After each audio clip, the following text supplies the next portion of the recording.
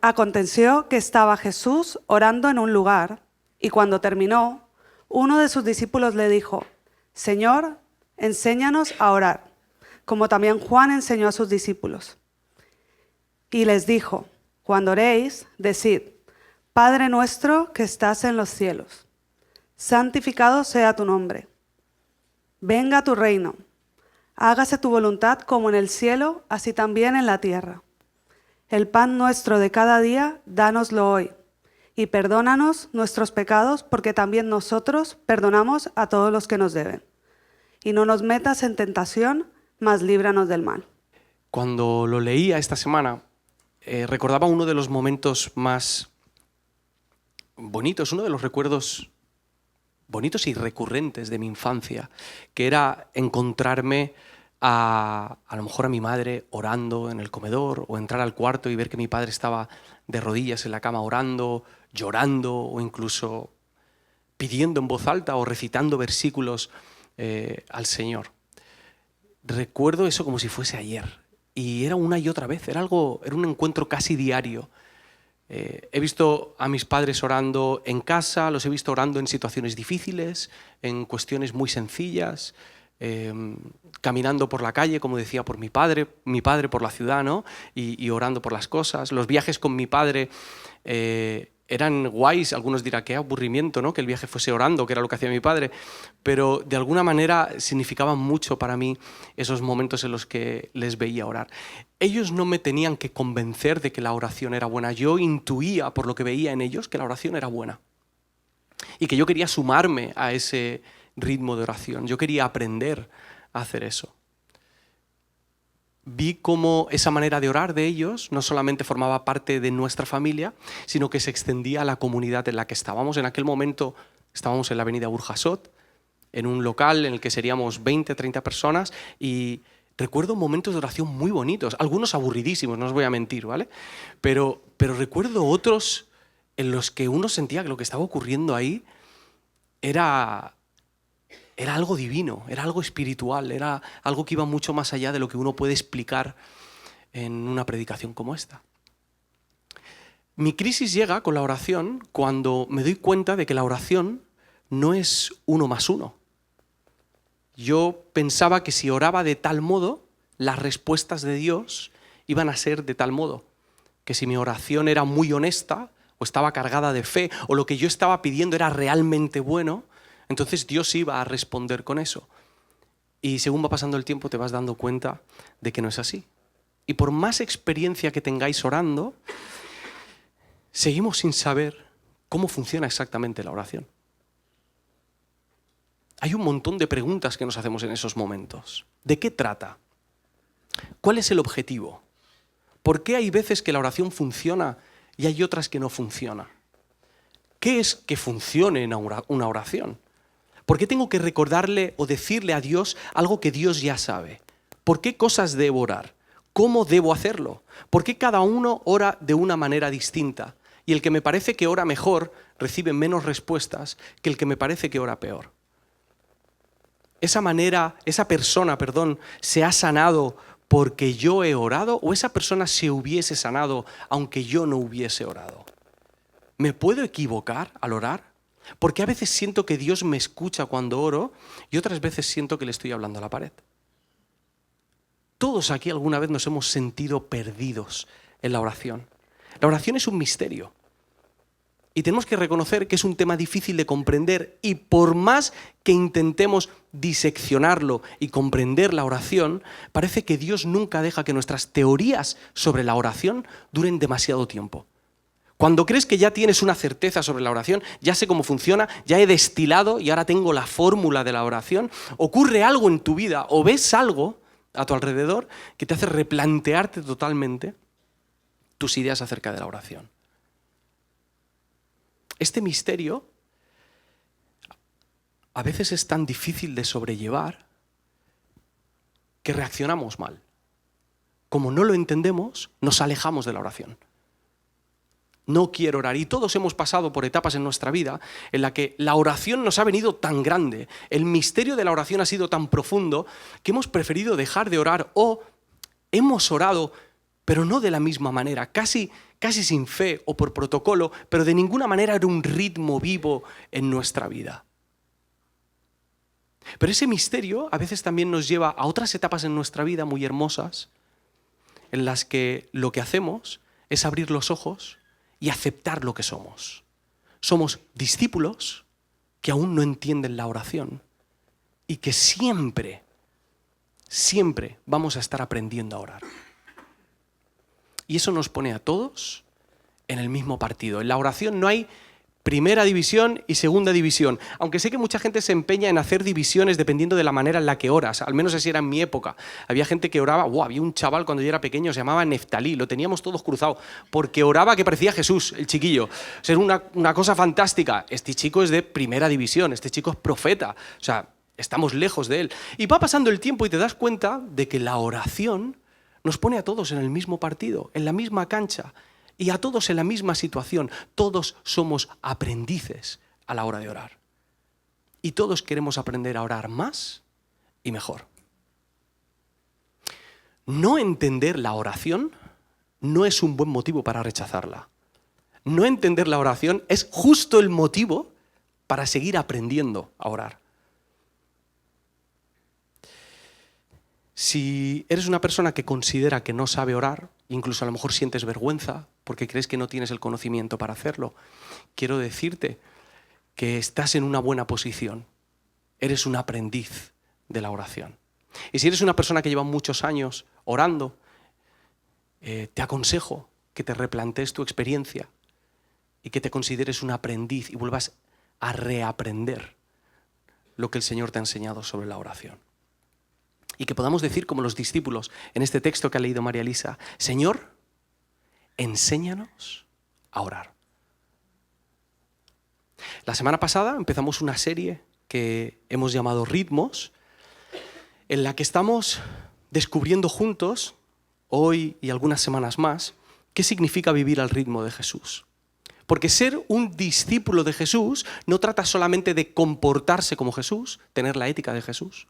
No trata solamente de pensar como Jesús, tomar sus decisiones o tener sus emociones, sino también de adoptar los hábitos diarios de Jesús. ¿Cuáles eran sus ritmos espirituales? ¿Cuáles eran sus disciplinas espirituales?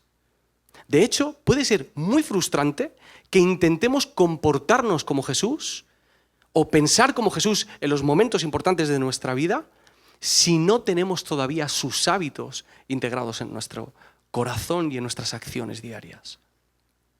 Así que hoy, como aprendices de la oración, me gustaría que a través de este pasaje que vamos a leer, de Lucas, viésemos 3 maneras en las que la oración nos ayuda a vivir al ritmo de Jesús.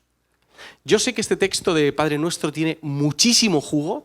O sea, es más, algún día supongo que haremos alguna serie parándonos en cada uno de estos versículos, pero me gustaría que hoy nos enfocásemos en aquellos aspectos que afectan a nuestro ritmo de vida. ¿Cómo puede transformar la oración la velocidad en la que vivo? ¿Cómo puede sacarme la oración de ese ajetreo, de esa rueda de hámster en la que estamos metidos?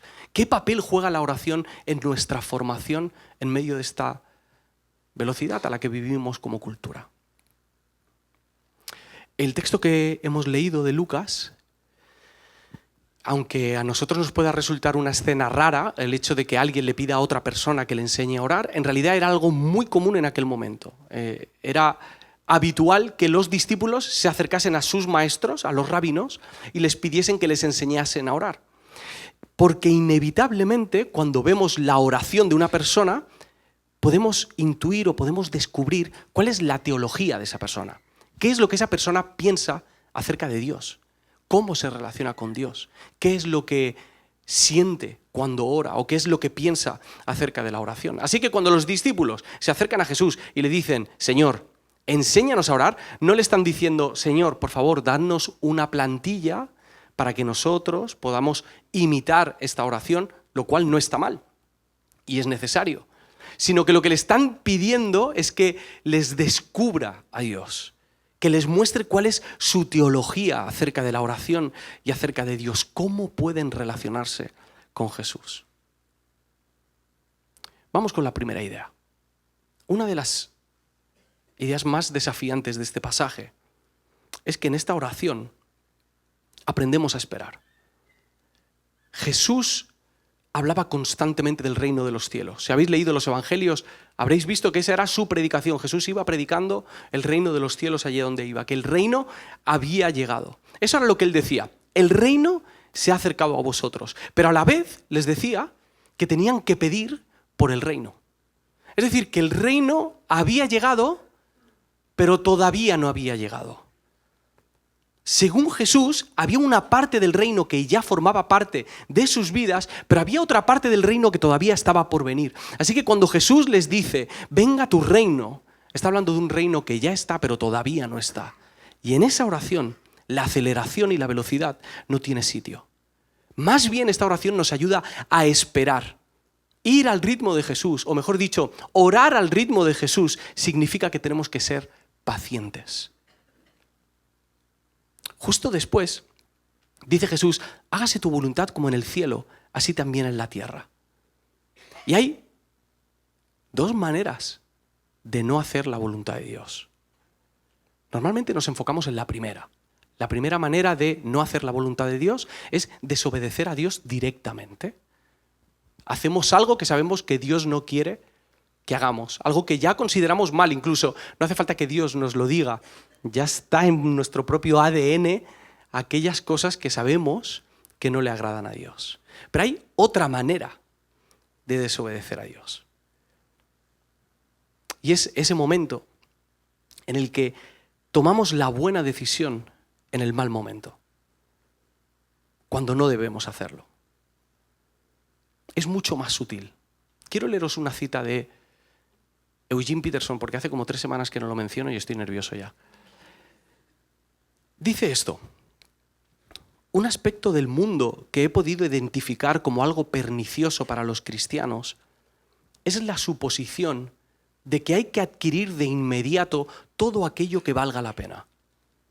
Suponemos que si existe algo que se pueda hacer, debe ser hecho rápidamente y con eficiencia. Dicho de otra manera, los cristianos tenemos muy claro el qué, y muchas veces ese qué es muy bueno, pero no tenemos claro el cuándo. Nos cansamos y corremos para conseguir aquello que deseamos, y cuando vas corriendo en busca de tus deseos, da igual que tus deseos sean buenos o malos. Cuando aceleras para conseguir algo, por muy bueno que sea, es muy probable que se acabe convirtiendo en una trampa. Por eso dice Jesús, justo después, el pan nuestro de cada día, dánoslo hoy. Que nos recuerda a ese otro texto en el que Jesús también dice que cada día tiene su propio afán. Jesús nos está invitando a un ritmo diario y paciente de oración y de confianza en Él. En la oración aprendemos a ser pacientes, a esperar en Él. Te dejo 5 segundos para que te guardes esto en la cabeza y seguimos. Estos mismos versículos también nos hacen reflexionar sobre otra idea muy importante, y es nuestras peticiones. Jesús aclara en este texto que la voluntad del Padre está por encima de la nuestra. Es decir, tú y yo podemos acercarnos a Dios con libertad para pedirle lo que deseamos. Aunque estés equivocado, tienes la libertad para hacerlo. Pero nuestra mayor esperanza, la mejor respuesta que nosotros podemos obtener de esa oración no es que se haga nuestra voluntad, es que se haga su voluntad por encima de la nuestra. Ese es nuestro mayor regalo. Tenemos la libertad, pero eso no quiere decir que Jesús vaya a responder esa oración como nosotros esperamos. Hágase tu voluntad como en el cielo, así también en la tierra. Esta declaración pone nuestras peticiones al ritmo de las peticiones de Jesús. Alinea nuestros deseos con los deseos de Jesús. Hay una expresión que solemos utilizar siempre para terminar la oración. ¿Cuál es? En el nombre de Jesús, amén. ¿Verdad? Es una expresión súper útil, por ejemplo, si oras en grupo, para saber cuándo te toca empezar a ti. La otra persona dice, en el nombre de Jesús, amén. Entonces tú ya sabes que te toca. Y me cae muy mal la gente que no dice esto, porque entonces es un jaleo, se interrumpen. hay un momento incómodo, un silencio en el que no sabes qué hacer. Es muy útil para esto, pero significa mucho más que esto. Orar en el nombre de Jesús quiere decir que lo hacemos a través de Él. Es decir, que la vida, la muerte y la resurrección de Jesús nos abren el camino para que nosotros podamos hablar con el Padre. Él nos permite que hablemos con el Padre y nos acercamos al Padre en el nombre de Jesús. No por nuestro propio nombre, sino en el nombre de Jesús. Pero tiene otro significado que me parece muy práctico. Y me vais a perdonar porque siempre utilizo el mismo ejemplo, pero es que es el que más me gusta. Cuando salgo a comer, especialmente si salgo con mis hermanas, yo tengo la tranquilidad al llegar al restaurante / sitio de comida rápida, tengo la tranquilidad de que si en el momento de pedir yo tengo que salir para hablar por teléfono, yo sé que mis hermanas van a pedir algo que a mí me gusta. Yo estoy tranquilo. Ellas saben qué es lo que me apetece, qué es lo que me gusta, en qué estado de ánimo estoy. Llevamos toda una vida juntos. Así que ellas me conocen muy bien y saben qué deben pedir o qué no pueden pedir. Incluso saben que hay sitios a los que podemos ir en los que da igual lo que pida, porque el sitio en el que estamos me gusta todo lo que hay en la carta. Y no hay ningún problema con eso. Ellas piden, pero no están pidiendo en su nombre. Ellas están pidiendo en mi nombre. Ellas no están pidiendo lo que ellas quieren. Ellas están pidiendo lo que yo quiero. Creo que pedir en el nombre de Jesús es muy parecido a esto. En la oración, nuestras peticiones recalculan su ruta. La oración es ese lugar en el que nuestros deseos se ajustan a los deseos de Dios. Nuestros amores, nuestra voluntad se alinea al ritmo de los deseos de Jesús. ¿Y sabéis qué? Mis hermanas no saben qué pedirme por casualidad o porque han tenido una intuición ese día o porque han pedido la comida con muchísima fe y han cerrado los ojos muy fuerte para decir, por favor, que le guste. Ellas saben qué pedir porque me conocen. Tan simple y tan complicado como eso. El bien mayor de la oración no es conseguir soluciones, es conocer a Dios. Por eso Jesús empieza esta oración diciendo, Padre nuestro, porque principalmente la oración es una cuestión de relación y no de petición. Hay una pregunta muy cruda que me hago a mí mismo cuando quiero evaluar si estoy pidiendo en mi nombre o si estoy pidiendo en el suyo. Y es esta. Si supieses que Dios te va a decir que no a esa petición, ¿orarías igualmente?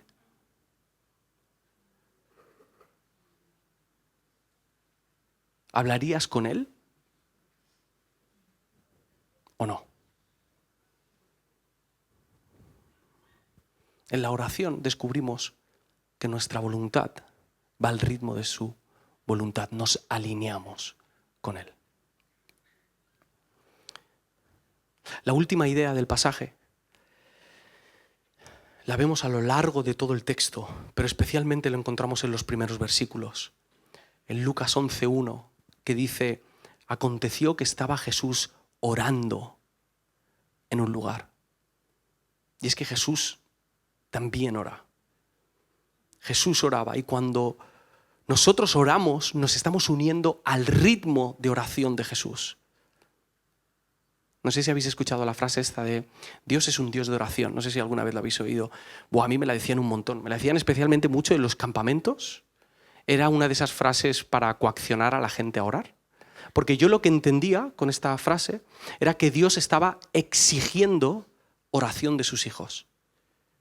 Que Dios demandaba y pedía oraciones de sus hijos. Como si Dios, perdonadme la comparación o la parodia, pero como si Dios se alimentase de oraciones. Como si necesitase escuchar oraciones para seguir siendo Dios. Y ese era, no sé por qué, quizá por la forma en la que me lo decían o por conversaciones confusas que tuvimos, pero yo tenía esta idea, no, Dios es un Dios de oración, así que si tengo que orar, tengo que ir y cumplir con Dios porque Dios es un Dios de oración. Pero estaba equivocadísimo. Esta frase significa algo muchísimo más profundo. Significa que Dios también ora. Dios también se comunica con sus hijos. No ora en el sentido de suplicar a un ser superior, sino que Él constantemente está intentando hacerse entender y mantener una oración con nosotros. Dios hablaba con los profetas en el Antiguo Testamento. Les comunicaba sus planes, su salvación, su esperanza. Cuando Dios veía que el pueblo de Israel se volvía a descarriar, volvía a hablar con ellos y les decía cuán enfadado y cuán triste estaba por lo que estaba ocurriendo. Pero no se queda ahí, es que también vemos en el Nuevo Testamento que Jesús oraba. Oraba no solamente en este pasaje, Jesús oraba para sanar a las personas. Animó a sus discípulos a orar, les enseñó a hacerlo. Oraba antes de hacer milagros, oró desesperadamente la noche antes de morir. Probablemente Juan 17 sea uno de los pasajes más preciosos de las Escrituras en el que el Señor se rompe orando por su iglesia y por sus discípulos. Pero es que hay algo más que el hecho de que Jesús orase. Y espero poder explicar esto lo mejor posible. Jesús es la oración de Dios. En Juan 1 nosotros leemos que el Verbo se hizo carne. Eso quiere decir que todas esas conversaciones que Dios tuvo en el Antiguo Testamento con sus hijos, todos esos avisos que a veces les daba a través de los profetas, del desierto, de los milagros, del dolor, del exilio, de la ley, todos esos megáfonos que Dios utilizaba para comunicarse con sus hijos, todas esas palabras un día se volvieron carne para que nosotros pudiésemos entender lo que Dios nos estaba diciendo desde el principio. Todas esas palabras se hicieron visibles. Se hizo audible y lo hizo para que nosotros fuésemos conscientes de nuestras necesidades más profundas. Jesús es la conversación de Dios que nos ayuda a entender nuestro pecado, que nos ayuda a entender nuestras rupturas. Jesús es la oración más arriesgada de Dios, tan arriesgada que llevó a esa oración hasta el final, hasta la muerte y la muerte de cruz.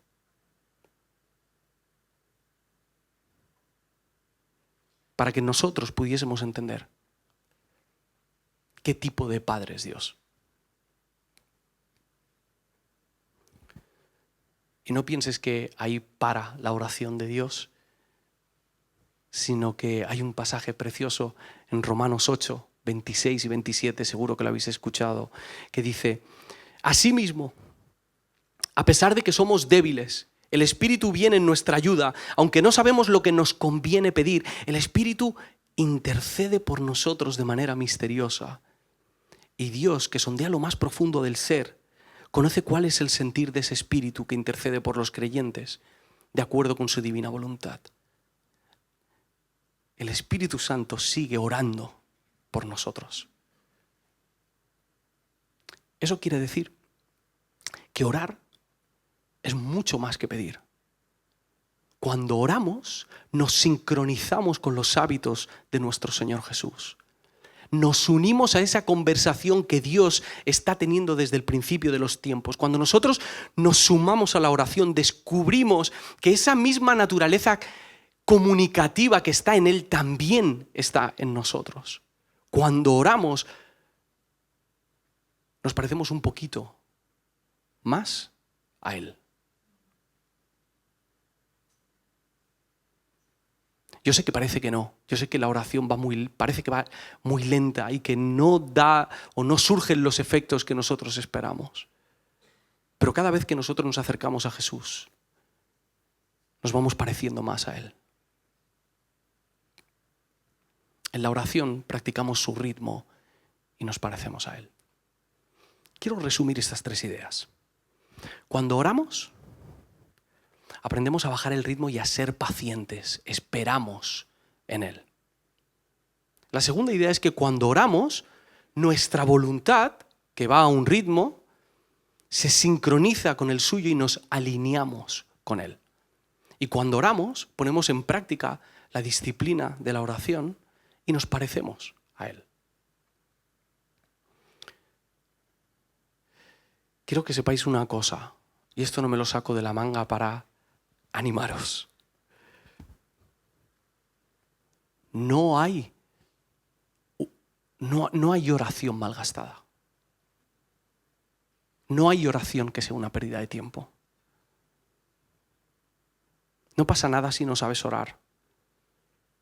No dejes de orar por miedo a equivocarte. Dejar de orar es la verdadera equivocación. No tengas temor a acercarte a Él y decirle lo que hay, lo que piensas, lo que sientes. Y confía en que en ese proceso de oración el corazón de Jesús va a ir siendo trasplantado poco a poco a tu mente y tu corazón. No tengas vergüenza. No sé, a lo mejor algunos de vosotros hace un montón que no oráis de manera seria o como un ritmo de oración y sentís que es incómodo porque tenéis que romper el hielo para orar. A veces pasa, ¿verdad? Especialmente cuando has hecho algo que dijiste que no ibas a volver a hacer y ocurre. Y dices, ¿cómo me voy a presentar yo otra vez delante del Señor? Pero no tienes que romper el hielo. Sé que parece que estás forzando, pero Dios te está esperando. Hay un versículo que me anima mucho cuando tengo dudas acerca de si orar o no orar. Y quiero leeroslo. Salmo 27, versículo 8. En la versión NVI dice esto. Mi corazón te ha oído decir, ven y conversa conmigo. Y mi corazón responde, aquí vengo, Señor. Este versículo me mata porque nosotros solemos creer que la oración somos nosotros pidiéndole respuestas a Dios. Pero la oración inicialmente es Dios llamándonos una y otra vez hasta que le respondamos nosotros, aquí vengo, Señor. La conversación la empezó Él. No tienes que empezarla tú. Simplemente nos toca responder.